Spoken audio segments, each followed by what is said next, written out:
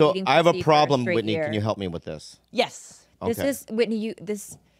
I couldn't even look him in the face when this happened. So yeah, she's the right person for this. Okay, so last week we sat down after one of our podcasts and we decided let's reach out to comics we haven't had or performers that could be guests on Tiger Belly. So what I did is I went to my phone. I went through my whole phone. And I was, there's some names in here. I was like, you know what? They're gonna say no, but I'm gonna reach out anyway, right? New Bob. New Bob is like, Has self-worth. Yeah, and so Bobby Lee. So and people that had said no in the past, I reached out to, like Sebastian Maniscalco, and he wants to do it now. We're trying to find a date. And there's other ones. So I went down and I got down to the T's, right? Titus. And I saw Daniel Tosh Oh, in my phone under You are D Tosh. such a fucking masochist. Oh my God. Okay. All right, so I go, hey, it's Bobby Lee. This probably isn't your number anymore, but can you do my podcast, please? I love you. That's what I said. He responds right away. He goes, Bobby, I would love to, brother. Here, have your folks send me the details. And he's like, thank God I didn't change my number. Right? So sweet. Sweet. Lovely. So I go, thanks, dude. Exclamation. He goes, of course, I'm honored. And I almost cried. I'm like, oh my God, that's something's going on. Is he a Scientologist now? What happened Yeah, to Tosh? so the next day, it says, Bobby, your podcast today, I'm so sorry about you and Kalila. He goes all into it. And then he goes, then this is where it gets fishy. He goes, let's get together this weekend. I'll be in LA. It'd be great to catch up. Love you, man. So I'm like, wow, he's religious or I don't know. Like, I'm around. It's been tough. Let's get coffee or something. Let me know. Then he responds right away. Say strong, brother. And then this and that. And then I look up at, I don't have his picture saved, but I look up into this photo right here. Oh my God. And it says my God. Tosh. I don't know what that means. So I Google Tosh, and it's the same Indian guy. Wait, I didn't even know this. I told you, Whitney. So then I go,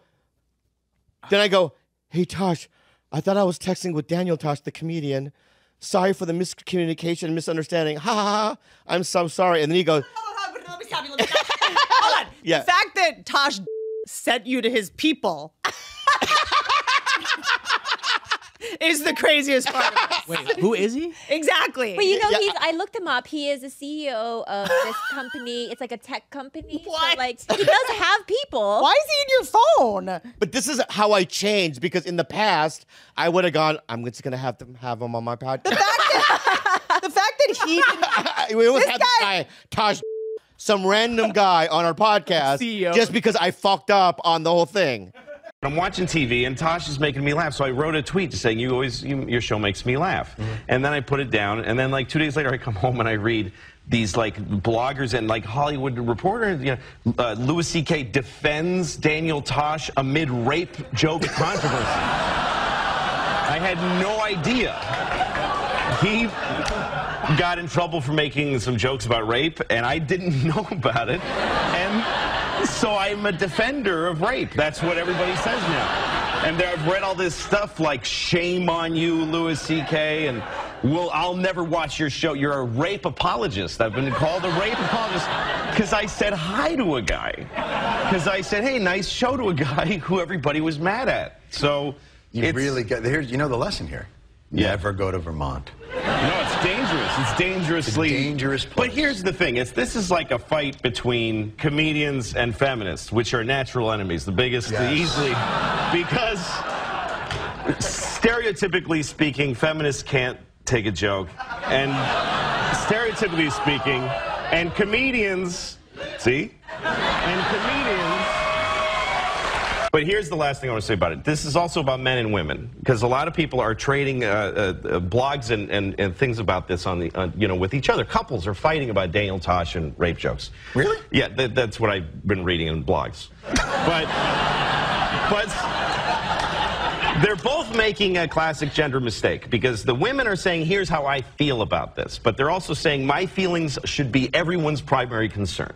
Now, the men are making this mistake. They're saying, your feelings don't matter, your feelings are wrong, and your feelings are stupid. If you've ever lived with a woman, you can't step in worse than that. Than to tell a woman that her feelings don't matter. So to the men I say, listen to what the women are saying about this.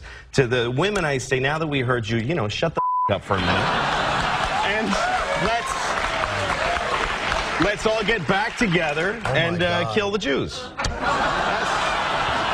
all I have to say about it. One of my favorite Tosh stories, Daniel Tosh stories, is that Daniel was going to a big meeting at some either agency or a network, and he paid a midget, a small little person, to come come in behind him and just stand there like this. So he sat listening, and the guy just stood behind his chair like this, and no one, he never, no explanation. The true story, no one explained it. It just did it. He didn't get the job. Bodyguard. He didn't get the job. I asked the person to make sure. I go, what happened? He go, oh, they didn't sign him, or he got whatever happened, and nothing happened.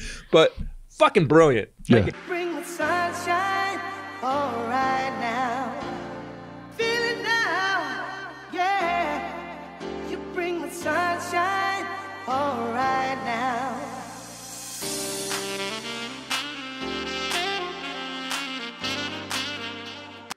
You're a young comic, you're trying to get by, and you're like, okay, do I have to like win them over? Do I have to like charm them? Do I have to start off with like this big misdirection joke? Like, how do I fucking solve this puzzle that is performing in front of people? And early on in comedy, you're like, okay, I got to get some momentum going, and if they're into me and the momentum's going, the jokes work and everything's good. And I remember watching him in one of his specials. He didn't like some people that were in the crowd. And he kicks them out of the crowd, stops the show, starts from zero again. And I thought that I saw the greatest comedian ever. I was like, what? That is incredible. Stopped the show.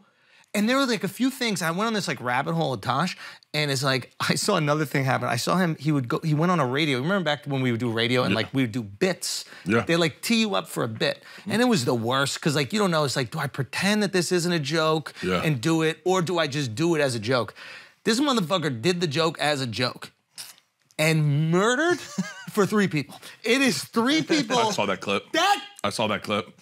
It is the most destructive radio you've ever seen in your fucking life. In your fucking life. And then you can watch him do the joke on stage, and it's the same cadence, the same He is so rhythm. good. That weekend in Miami, there was a guy up front that was being, that was heckling. Yeah. I was featuring, and I dealt with it. I kind of fucked around with it, and then tried to deal with it. And as I got off, he goes, "The fuck was that?" I said, "It's a guy up front." And he goes, "That won't be happening for me." And I said, "Really?" And so I go around, and he walks out on stage. He goes, "Show has not started. You need to leave, sir." He goes, "I will not go on until this guy's kicked out. Fucking go. Kick him out. Kick him out right now. Kick him out. Go. You're garbage. You're fucking garbage. I'll spend the whole time telling you how old your fucking chick looks. You're garbage. Get out." And then he said, I'll never forget it. He goes, and no one is laughing. No one's laughing. He's not famous. As he's walking the corner, he goes, "Sir, I hope you get fucking AIDS." And then he turns to the audience and he goes, "But the good AIDS, like magic." In the darkness of the night, a flicker starts to glow. A beacon in the shadows, a light that starts to flow. Illuminating pathways where once there was despair. In the depths of obscurity, hope begins to flare. Like a flame in the wind, I ignite from within. Casting rays of brilliance, banishing the din.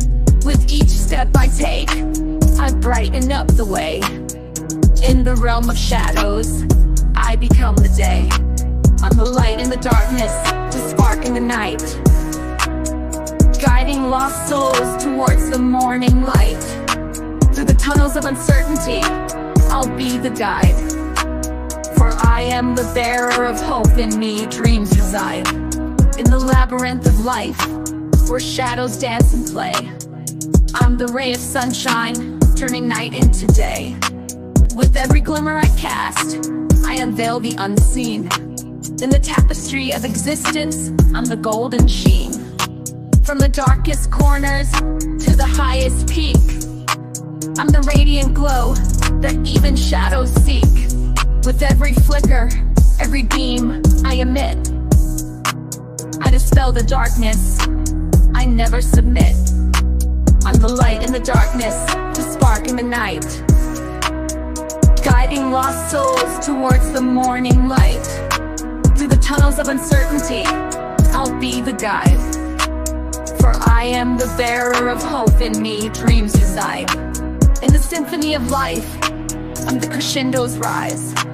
In the canvas of the universe, I paint the skies. So let the darkness tremble, let the shadows flee. For in the heart of radiance, I'll always be. I'm the light in the darkness, the spark in the night, guiding lost souls towards the morning light. Johnson is. And the place erupts. He goes, you know, like opening Starbucks and underprivileged, and starts and murdered from top to bottom. Top to bottom. Top to bottom.